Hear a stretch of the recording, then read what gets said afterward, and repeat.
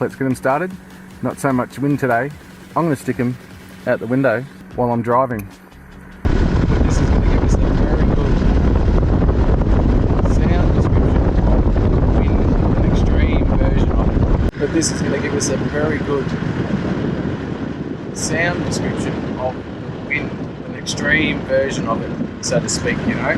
So, yes, Colin here from OHCOLIN. This little bit of foam right here will fix all your problems, and it is as cheap as a coffee. It just slides over your GoPro. Be careful with it, they are prone to tear, they are just a bit of foam, and it surrounds the whole GoPro, gives you your on and off button just there, your record button, and it also has a little hole down the bottom to flick out your mounting legs. I've got both GoPros sitting on with no wind restriction whatsoever. Everything's been turned off. Because there's not so much wind, let's get them started.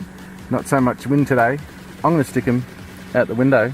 right, so the GoPro on the left has the WindSlayer on, and the one on my right doesn't have it on. Right, so the GoPro on my left has the WindSlayer on, and the one on my right doesn't have it on. I know you could still hear wind over the WindSlayer, but look, we're doing near 30 k's an hour, but you could still hear me talk. You couldn't hear me talk on the other one, not one bit. All you heard was whoosh. If you buy anything for your GoPro, please let it be the WindSlayer from HSU. Give it a go. All links will be in the descriptions below on everything I use. If you have found this interesting or you enjoyed my video, please don't forget to like and subscribe and help grow my channel. That would be absolutely amazing. Alright guys, I have so much more coming up this week, so please stay tuned for that one.